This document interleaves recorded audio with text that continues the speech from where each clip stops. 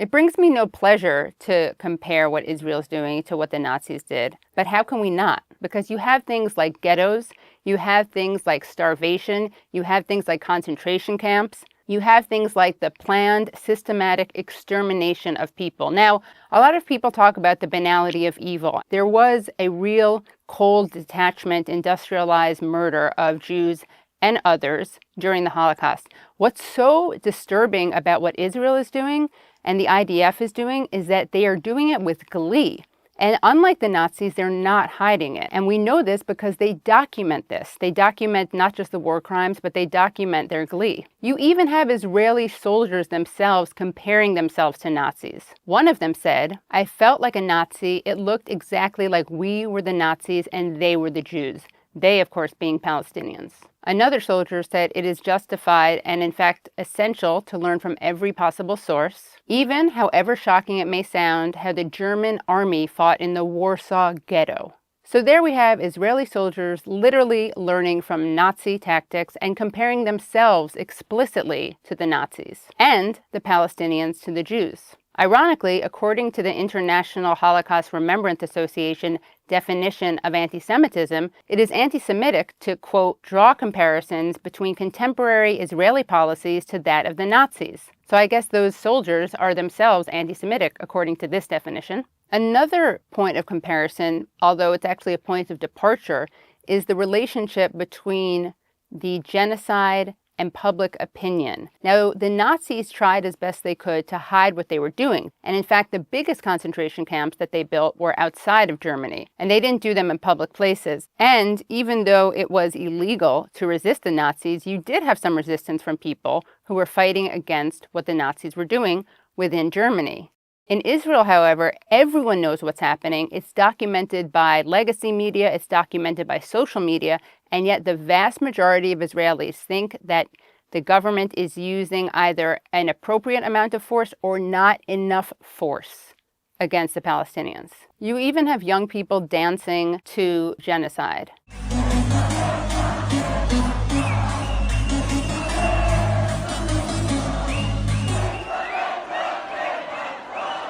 Another thing that Israeli society seems to be A-okay with is the rape of Palestinians. Now, Western media spread a narrative of mass rape used as a weapon by Hamas.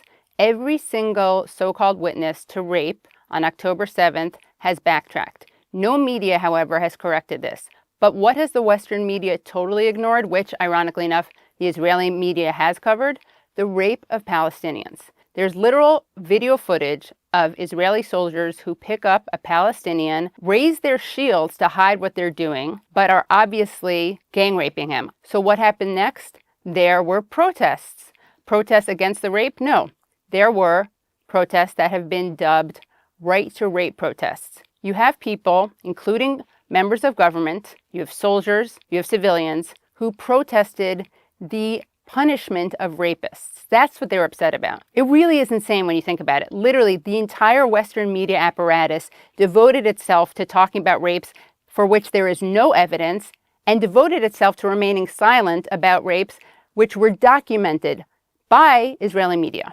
One Israeli journalist in a Times of Israel blog post said, "Lebensraum needed for Israel's exploding population." And if that sounds familiar, it may be because Hitler used the word Lebensraum in Mein Kampf to describe what was needed to move the German population eastward. Likewise, Israel is expanding, not just in Palestine, the West Bank, Gaza, but also Syria and Lebanon. And there are calls from up on high, from Israeli officials, for creating a greater Israel. This plan for Greater Israel is so frightening that even Moshe Yalon, a former IDF commander, said, על עליונות יהודית, מיין קאמפ במהופך.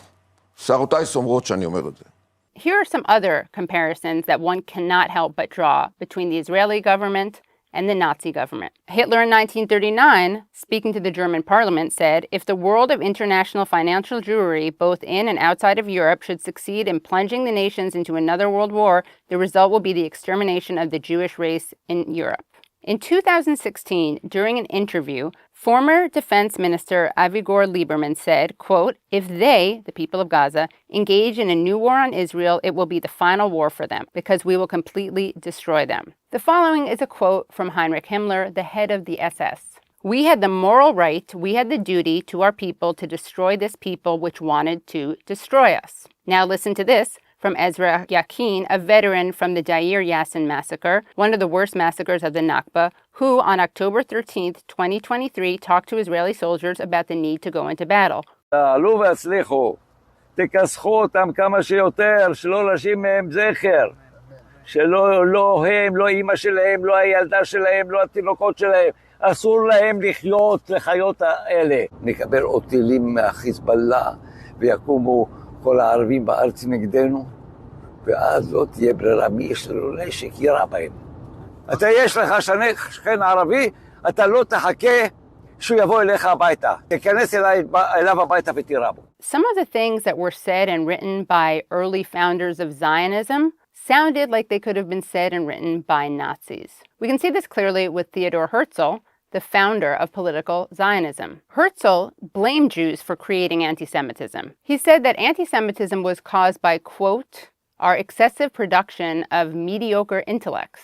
In some point in our history, some inferior human material got into our unfortunate people and blended with it." He also said, "We want to let respectable anti-Semites participate in our project being the founding of Israel." He also said, "The anti-Semites will become our most dependable friends. The anti-Semitic countries are allies." Zvi Jabotinsky, the father of revisionist or right-wing Zionism, said, "The Jews are very nasty people, and their neighbors hate them, and they are right." Our starting point is to take the typical Yid of today and to imagine his diametrical opposite. Because the Yid is ugly, sickly, and lacks decorum, we shall endow the ideal image of the Hebrew with masculine beauty. He was also open about the colonial nature of Zionism. "We shall try to spirit the penniless population, Palestinians, across the border by procuring employment for it in the transit countries, while denying it employment in our country. But the process of expropriation and the removal of the poor must be carried out discreetly and circumspectly." Uri Zvi Greenberg, an Israeli poet, journalist, and politician, said, "Those loathsome Jews are vomited out by any healthy collective and states, not because they are Jews, but because of their Jewish repulsiveness." David Ben-Gurion, the first prime minister of Israel, said, "Jews, quote, have no roots. They are rootless cosmopolitans. There can be nothing worse than that. They are sterile Jewish masses living parasitically off of the body of an alien economic body."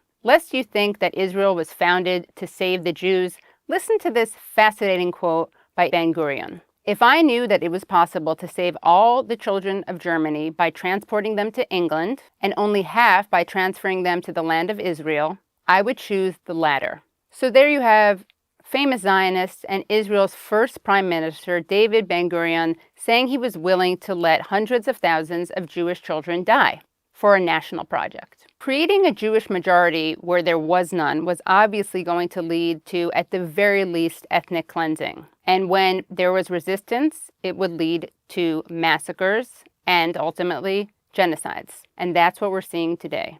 An Israeli protester said in June 2025, "I want to apologize to the world to be a Jew and Israeli in a country that behaves like Germany, the Nazis at 1940.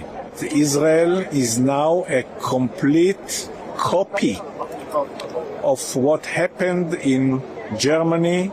I never felt comfortable making comparisons between Nazi Germany and contemporary Israel. But today I find myself unable to remain silent about the similarities.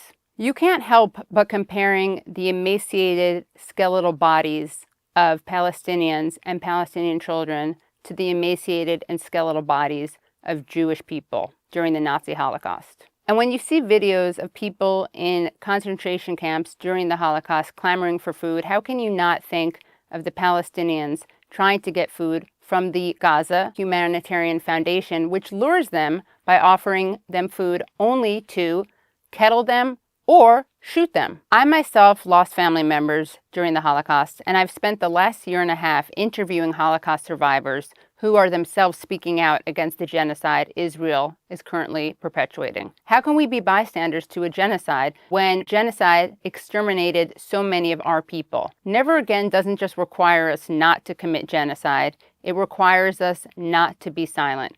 We must speak out. We cannot be silent bystanders. Never again is now. You never hear opinions like these in the mainstream media or on legacy media. Much of legacy media serves as a stenographer for Israel. That's why independent media is so important. So please support places like Double Down News and The Katie Halper Show on Patreon.